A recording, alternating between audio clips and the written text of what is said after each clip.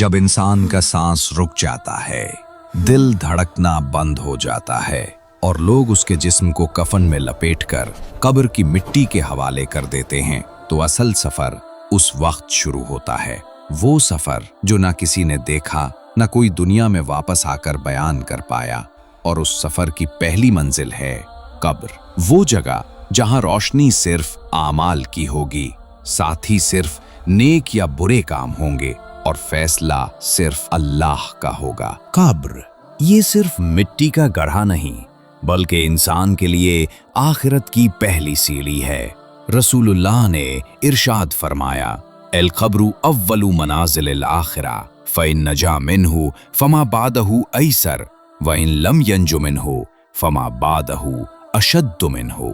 कब्र आखिरत का पहला मंजिल है। अगर बंदा इससे बच गया तो आगे का सफर आसान है, और अगर यहां ना बचा तो आगे और सख्ती है।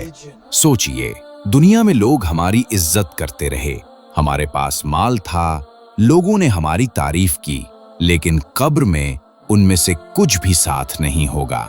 सिर्फ एक चीज काम आएगी, हमारे आमाल। सबसे गहरा और खौफनाक मंजर उस वक्त शुरू होता है जब सब लोग कब्र के किनारे से पलट कर चले जाते हैं, और उस वक्त इंसान पहली मर्तबा महसूस करता है कि अब मैं बिल्कुल अकेला हूं। न कोई आवाज, न कोई रोशनी, न कोई मददगार, सिर्फ मिट्टी की दीवारें और वो अंधेरा जो इंसान ने कभी जिंदगी में महसूस नहीं किया। इसी खामोशी और अंधेरे में अचानक एक अजीम मंजर सामने आता है। दो बड़े रूपदार फरिश्ते कब्र में आते हैं, जिन्हें कुरान और हदीस में मुनकिर और नकीर के नाम से याद किया गया है। उनकी आवाज गर्जती है, उनकी शक्ल खौफनाक होती है और इंसान को हिला कर रख देती है। वो फरिश्ते इंसान को बिठाते हैं और 3 सवाल करते हैं। 1, तेरा रब कौन है? 2, तेरा दीन क्या है? 3, और वो शख्स कौन है जो तुम में भेजा गया था, यानी नबी सल्लल्लाहु अलैहि वसल्लम। यहां इंसान की जिंदगी भर की असल सच्चाई सामने आ जाती है। जिसने दुनिया में अल्लाह को रब माना, नबी सल्लल्लाहु अलैहि की इत्तिबा की, दीन पर अमल किया, उसकी ज़बान आसान हो जाती है और वो पूरे यकीन से जवाब देता है, मेरा रब अल्लाह है, मेरा दीन इस्लाम है और मेरे नबी मोहम्मद सल्लल्लाहु अलैहि वसल्लम हैं। लेकिन जिसने दुनिया में रब को भुला दिया, दीन को खेल समझा और नबी सल्लल्लाहु अलैहि के तरीके को छोड़ दिया, उस वक्त उसकी ज़बान लड़खड़ा जाती है। वो सिर्फ कहता है, मुझे नहीं मालूम, मैं लोगों को कहते सुनता था तो वो ही कह देता था।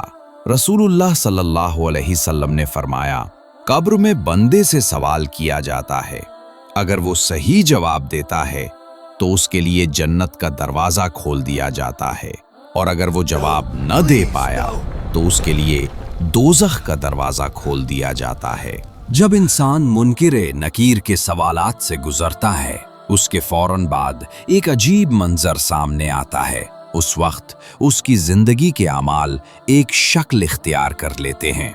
अगर उसके आमाल नेक थे तो एक रोशन, खुशबूदार और नूर से भरा हुआ इंसान कब्र में आता है।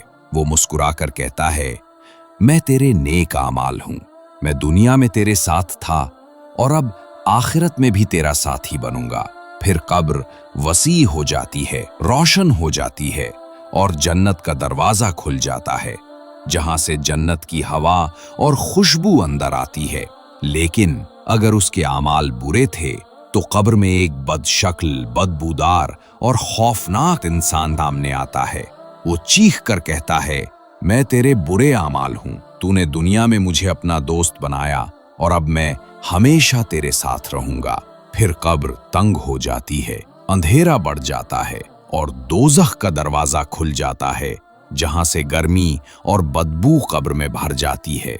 रसूलुल्लाह सल्लल्लाहु अलैहि वसल्लम ने फरमाया, जब बंदा अपने आमाल के मुताबिक जवाब दे देता है तो एक खूबसूरत और रोशन सूरत सामने आती है जो कहती है, मैं तेरा अमल हूं। सोचिए वो दिन कितना खूबसूरत होगा जब हमारे आमाल हमारे लिए नूर बनकर साथ देंगे। और वो दिन कितना खौफनाक होगा जब यही आमाल हमारी कब्र को अजाब का गड्ढा बना देंगे। अब कब्र का असल फैसला सामने आता है। अगर इंसान ईमान और नेक आमाल वाला हो तो कब्र उसके लिए जन्नत का बागीचा बन जाती है। मिट्टी खुशबू से महकने लगती है, कब्र कुशादा हो जाती है और उसके लिए एक दरवाज़ा जन्नत की तरफ खुल जाता है।